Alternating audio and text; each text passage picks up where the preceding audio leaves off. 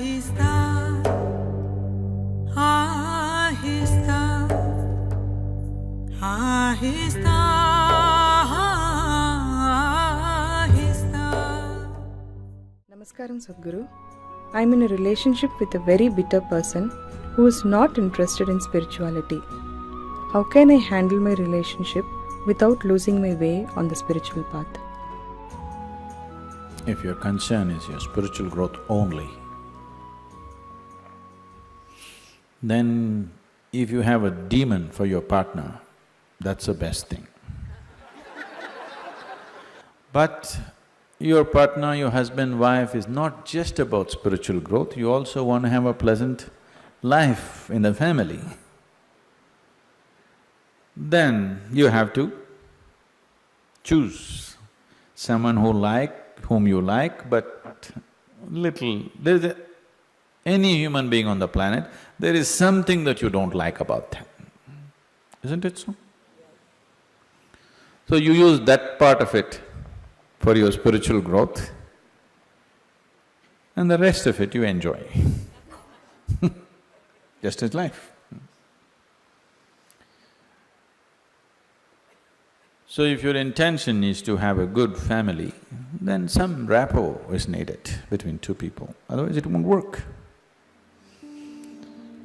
Especially if you have produced children, then rapport is must, otherwise you'll foul the new life that's come up. If you create a foul atmosphere, you'll foul up the new life that is coming up. Nobody has any right to do that actually, but people are doing it. But no human being has any right… You can mess yourself up as much as you want, that's up to you. But you can't mess up a fresh life that's just coming up. So, if you're looking for good life, family life, then one has to find rapport. And that rapport means some areas of commonality at least. But if you're looking for spiritual life, it doesn't matter what kind of person he is, you can use everything for your growth, everything for your growth, if that's all your focus is. But generally your focus is both ways, you want to have a little bit of that and a little bit of this, so mixed fare. So it gets little complex. So, to build a rapport takes effort, takes compromise, takes love, endurance. Takes endurance, you know. Somebody is constantly like this, you want to build rapport with that person, but you don't want to go his way. That takes lots of endurance. Yes or no? People whom you love are not easy. So what can you do? One thing is to transform yourself in such a way, being in your presence, unknowingly, their cup will turn around.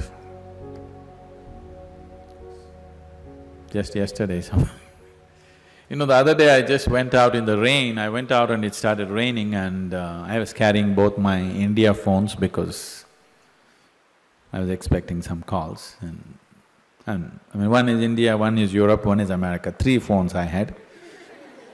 One I had in my jacket, other in my trouser pockets, and by the time I got here, it got wet and both the phones just burnt up.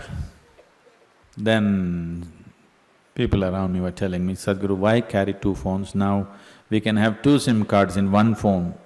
If you hold it like this, you can speak on the India SIM card. If you turn it around, it just shifts into the other SIM card. You don't have to switch anything, just this way it handles one SIM card. If you turn it around, it handles another SIM card. You have to become like this. I was very suspicious of this phone, I didn't get it, but But you must become like this. If you wish to take people who are around you with you, if you want to walk alone, it's very easy. If you want to take people with you, then it takes a considerable amount of effort. When Gautama was asked this question, is it better to walk alone on the path or with a companion? He's not like me, he's dry. He said, it's better to walk alone than to walk with a fool. He's not saying don't walk with anybody, he's not saying don't have companions, but he said it's better to walk alone than walk with a fool.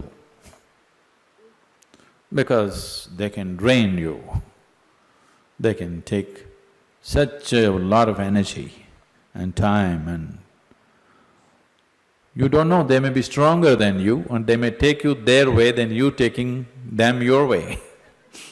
There's every possibility, yes? So, I won't say what Gautama said. All I am saying is, it doesn't matter how you walk, as far as your spiritual process is concerned, anyway you're alone. Nobody is with you. It's only the bodily process, the material process of life, which you can share with people. You come alone and you go alone, isn't it? Even if you have a twin brother or a twin sister, you still come alone and go alone, isn't it so? So when it comes to the spirit, anyway, you walk alone. So don't mix that up. So that part of it you handle well. The material part of it, according to your capability, to what extent you can do it, you do it. They come your way, it's wonderful. If they don't, it's all right, don't grudge them. It's just that you don't have to go that way. Maybe someday, when the doctor tells you your liver is in a bad state, he may seek divine, you know. Yes? Have you seen people who are walking in the morning? Not everybody, there are certain type of people, these are all over 50, 55 age group people. They have become lean and they're walking briskly every day, religiously they are there. These are all people who generally had a cardiac problem. They almost died. Then their doctor told them, either you do this or you're gone. Now their walking is like a religion. Not Sunday morning, every morning. Have you seen those people? Suddenly they transform, they eat properly, they do everything properly because the fear of life and death has come. So different people need different kinds of impetus. If you're sensible, you learn by just looking. If you're not sensible, you learn by thrashing. Life will thrash you. The material part of your life is never 100% proper, it never can be, isn't it so? Is there any family which is a perfect family? Is there any relationship which is a perfect relationship? Is there any business which is a perfect business? Is there any career which is a perfect career? There is no such thing, don't seek that. Your life will become wasteful and fanciful if you seek such things. They all happen to the extent you're capable of handling them, that's all. So, you make sure the spiritual part of your life, you handle it 100% properly.